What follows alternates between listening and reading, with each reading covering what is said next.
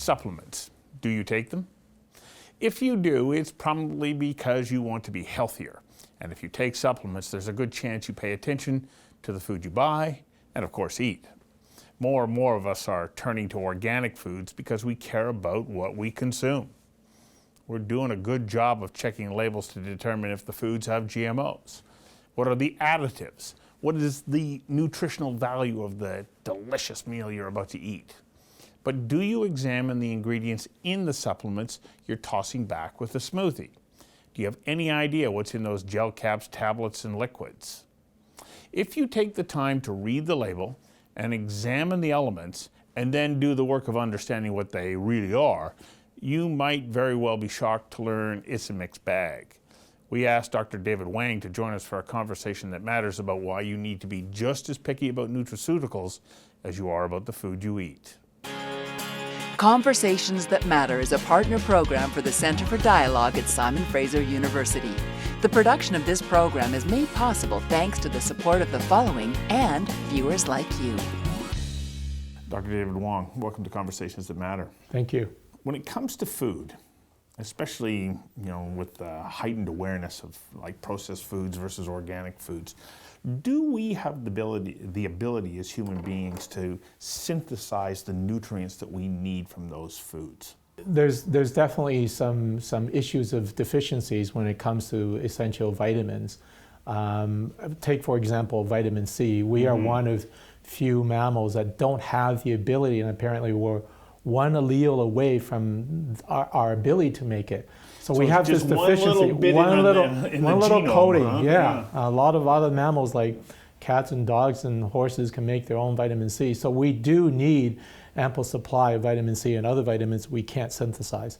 The other reason for supplementation is that there's known belts of trace mineral deficiencies in North America. So through over-farming or soil depletion issues, there are some areas where there might be iodine deficiency or selenium deficiency, and for those reasons, we also need supplementation. So they're not being drawn into the food itself? It's just simply deficient in the soil. Yeah. Since the 1950s, there's a huge Kellogg's report that was written by physicians showing that 99% of North Americans at that time were already deficient of many of the trace minerals. Well, which ones in particular should we be concerned about that we're not getting from our food? Well, the obvious ones like iodine has been linked to goiter, right? And then there's selenium, there's germanium, there's many other trace minerals that we ought to have that we're certainly not.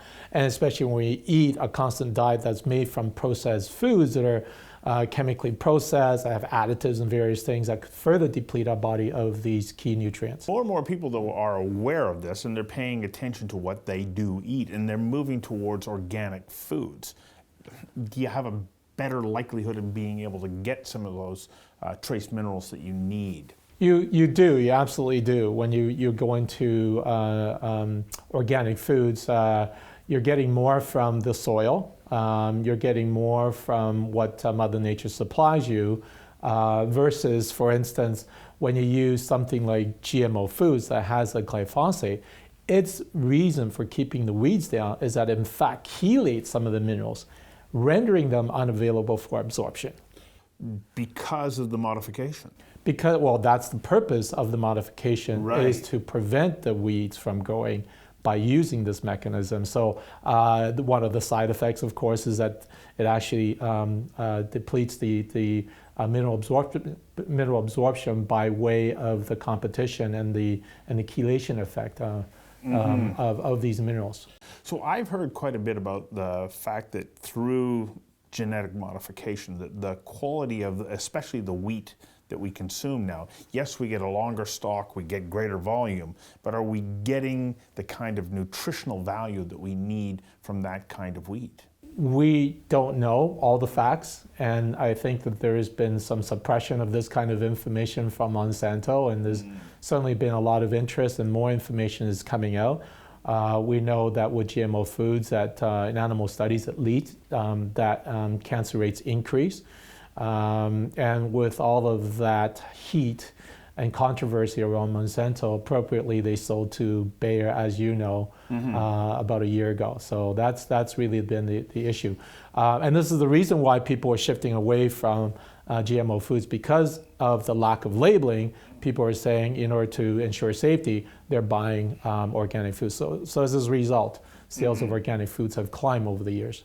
So what do you do to ensure that you get the best quality food when you go grocery shopping? I buy organic, I eat a plant-based diet, and all the studies show that certainly some studies that are confirming this early this year, May of this year, shows that in order to prevent against the major diseases in North America, such as cancers, cardiovascular diseases, diabetes, neurodegenerative diseases like Alzheimer's and so on, we need to eat our 10 servings of fruits and vegetables a day.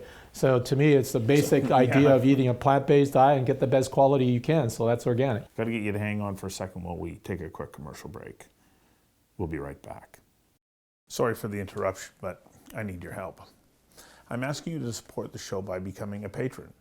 That means pledging $1 per show. Conversations is a unique program. There's no grandstanding, no arguing, no yelling. Instead, I sit down with people who have unique insights, specialized knowledge, and experiences that inform and enlighten. And we do this on an incredibly limited budget with a very small crew. Well, this is my office, and it's where I edit the show.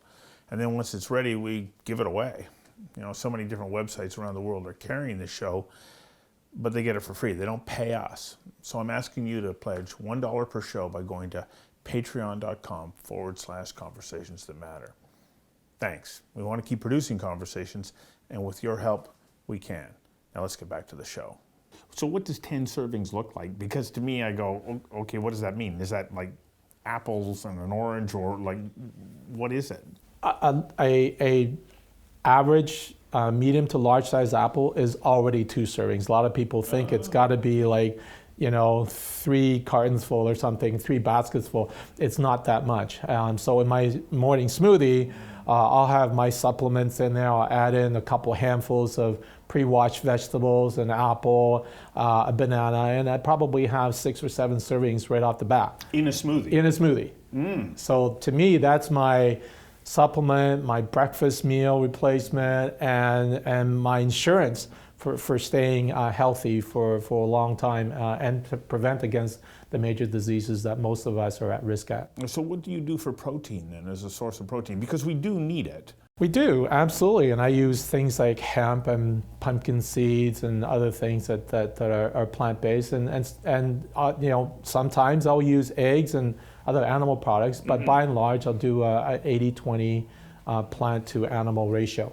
Okay, I look at you, you look incredibly healthy. Are you getting the nutrients you need when you eat in such a thoughtful manner? I feel so. I have the energy to spend throughout the day. I work out every morning, and I'll usually, I'll work till late, but I try to pay attention to my proper sleep-wake cycle in order to maintain my adrenal health, my metabolism. To me, paying attention to the 5 basic rules, right? You've got to breathe, so oxygen is your most important nutrient, right? Meditation, breathing. Second is your water. You got to drink ample amount of water. Food and diet is really, really important. And sleep and exercise. Those are the key things to me. As we pointed out, we are unable to synthesize everything that we need from food. I had the pleasure of interviewing Abe Hoffer when he was still alive, and he worked with Linus Pauling in discovering that we can't synthesize vitamin C, but then he also went on to look at B3s, which we don't hear so much about, but niacin plays an important role. So to get that, from their work, we learned that we need to have supplements. And there are people who say, supplements don't work. Do they really work? I believe so. 70% of North Americans take supplements. They have their place.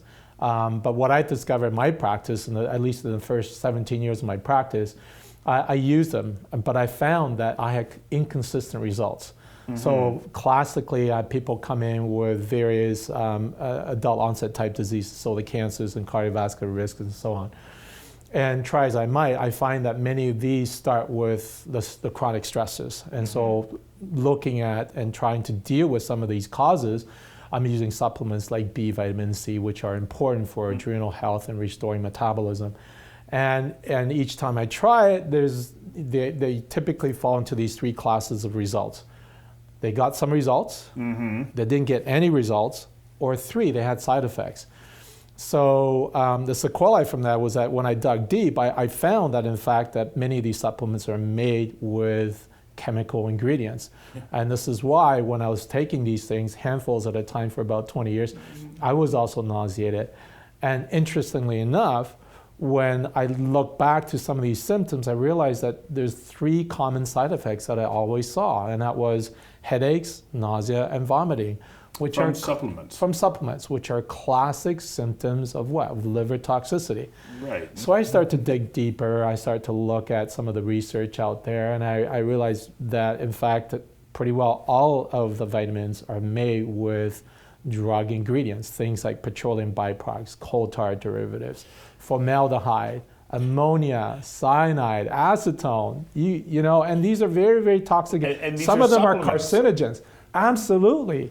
So here we are taking supplements that are supposedly anti-aging, antioxidant, when in fact they're using carcinogenic, mutagenic, and teratogenic chemicals that causes mutations, cancers, and developmental problems with kids. So it didn't make sense, and at that time I thought, oh my goodness, after discovering this, I couldn't ethically go on and continue to sell these products in my practice anymore. Or consume them either. Or consume them. So I literally threw away $30,000 of supplements from my own clinic dispensary, went looking for natural, and no one was making them. No one was making nutrients from food. Now think about that for a moment. Nutrients ought to come from food. No one was making them. Is that because it's difficult to do? Is it challenging to get the base materials that you require? Yes, you're right for the most part. I think there's been a traditional use of synthetics. So by and large, 95% of our supplements are made with pharmaceutical ingredients. And the other part of the equation is that it's very difficult to find the right nutrients that are made from plants. And so it took me 5 years to formulate these things, to put these things together. And now I'm happy to say we've been using it for the last 5 years in the retail sector, and our customers are really happy, and I'm certainly seeing those results in my practice. What's the difference? Are you now able to say with certainty, take this is the result that you're going to get? Because, you know, that has been one of the knocks against supplements, is the fact that there isn't this empirical data that you can back up and say, this is what will happen when you consume this supplement. And that was my frustration, and which got me to look deep into why that was. Why is it that all the research shows that B and C are great for restoring adrenal health, when in fact I'm not getting those consistent results in my practice? And now I can say safely that yes, our products are designed specifically to help with the number one problem that North American people have, and that is an energy shortage. Right. We're in this epidemic of what I call the human energy crisis, because if you look around, all those lineups with the coffees and the sugars and the energy drinks, and you know, people hit the wall in the afternoon and they're looking for that second cup, or they're grabbing that energy bar or downing that energy drink. We're short of energy, and part of it is because we're not living a healthy lifestyle. We're pushing ourselves. We're inundated with technology these days, and so we're trying to get as much, and a lot of us are burning ourselves out. But with these products that are food-based, I am in fact seeing those consistent results. So 80% of the people that do come in say, I'm tired, I've got low mood, can't get through my day, can't go to the gym, can't enjoy family at the end of the day because I'm exhausted, hit that wall in the afternoon, I'm looking for something. And they come back typically within a month to 2 months and say, wow, I have wonderful results. I have more energy. I'm giving up anti-inflammatories, antibiotics. When your energy goes down, all your systems go down. If your cells aren't producing the ATP, you don't have the energy for immune system, for doing everything and anything physiological in the body. So this is where the system fails, because most people are looking for supplements and they're not giving the kinds of results that people are looking for, when in fact these problems are deficiency related. It's just that the supplements haven't been there to answer those particular needs in a sustainable way. So what are we missing in our diet as far as those nutrients that are required so that we can close that deficiency, that energy deficiency gap? That's a good question. When you look at the adrenal function as an example and looking at cellular metabolism, very, very dependent on the B vitamins, you think that most of us are getting Bs if we're getting the right sources of foods that provide these vitamins, right, which are typically found in your meats, dairy, and in eggs. But if you think about it, these B vitamins are heat sensitive, so when you're eating the pasteurized dairy products or cook your eggs and meats, what happens? You're destroying most of these vitamins, which is why we have this epidemic. Added to the fact that many of the B vitamins don't store in the body except for B12 and they're water soluble. So when you're going through that chronic stress and working long hours, you're using up your B vitamin supply, right? And if you're not constantly restoring it, you're going to be deficient very quickly. So this is the reason why I thought, hey, if there's one thing I really want to tackle, it's this energy shortage problem.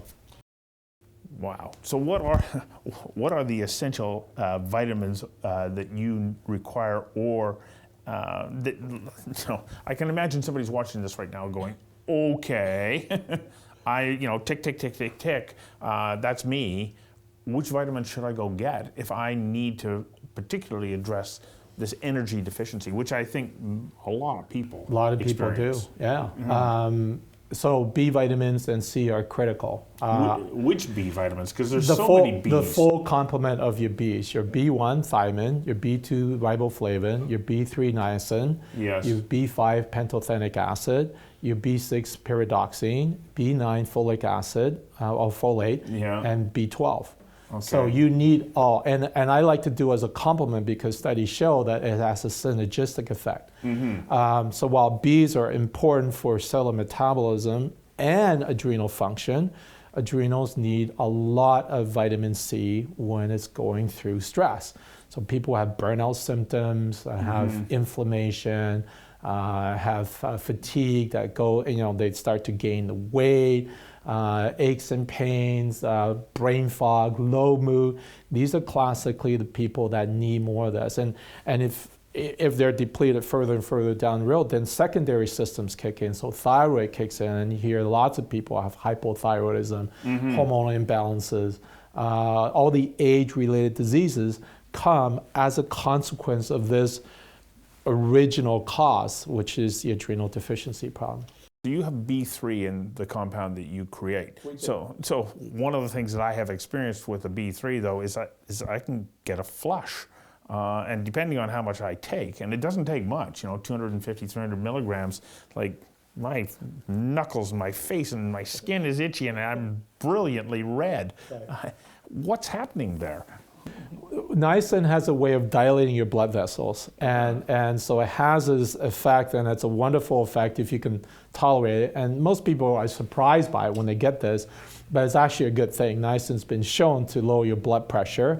It's great for accessing toxins in the body, and I've done cleanses with patients. I'd let them through various dosages over time, and they feel great because their bodies are clean. And a lot of these places where toxins are stored, you can't access that without dilating your blood vessels. So I think it's a great adjunct to be used during a cleanse.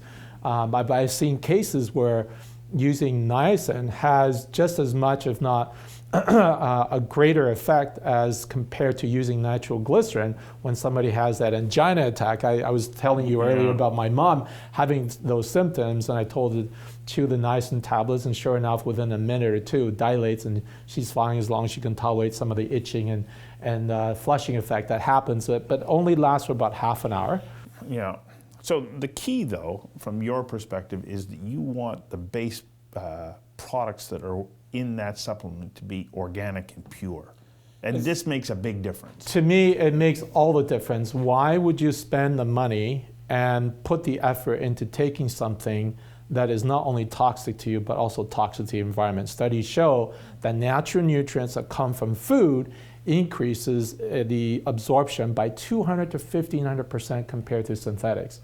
So to me, why would I pay to buy supplements that end up in our drinking waters, and in fact, that doesn't do as much good. How difficult has it been for you to get this to market? You said, you spent 5 years researching and another 5 years getting it to this point. Yes, well, we are taking a leadership role in this industry, where, coming up with something as innovative and as clean as we are, we're kind of working against the tide of people who are so used to hearing plant-based this, natural that, when we're coming along saying, wait a second, that's not. Perhaps think about looking for a real natural one that only has foods in the ingredient list, that doesn't have medicinal or non-medicinal ingredients that are 100% organic and certified. So, but I take pleasure in doing this because it's something I'm really passionate about, and in fact that people are getting better. So if you look on our website, you'll see all kinds of these 5-star raving reviews, and we are growing very rapidly because people are wanting this. And just a quick story: pranan means in Sanskrit means life, and to me, really, it's only living ingredients that can support life. You can't use dead food any more than you can use dead chemicals to support the living body. So to me, pranan is the essence of what we're trying to do. So are you also backing up your work by running, studies? And so that you wind up with empirical evidence that demonstrates that what you're doing has the intended effect? Because there are naysayers. Well, absolutely. And this is the reason why I locked myself away for 5 years, working with myself and with my patients and sourcing these raw materials, formulating and checking with them. And luckily, knocking on wood, we don't have those issues because we're using 100% food ingredients that are organically grown. And all we did was we dried the products, so we concentrated by removing the moisture and mill it down to powder form. And that's all we did with these products. And so we're working with live nutrients that have bioactive enzymes and vitamins that actually work in the body. Yeah, absolutely. We've tested it. We know patients love it, and this is the reason why I do this. So it's important to our bodies, and it's important to our minds. Our brain really requires all of these nutrients. For sure. When you look at B vitamins and the link to homocysteine levels, right? When your homocysteine levels are high, means that you're lacking many of these methylating factors that come from your B vitamins, which lowers your cardiovascular risk and dementia, right? Dementia is the pre-onset, the stage before Alzheimer's and many of these brain degenerative diseases. Well, as we move forward and we learn more, hopefully more and more of us will become healthier, because we need to be. We can't rely on the healthcare system to be there to look after everybody. We have to look after ourselves. For sure. And the more educated we are and the more aware we are and making the right choices, the better it is for ourselves and for the planet. Thank you very much for coming in and doing this. My pleasure, Steve. Yeah.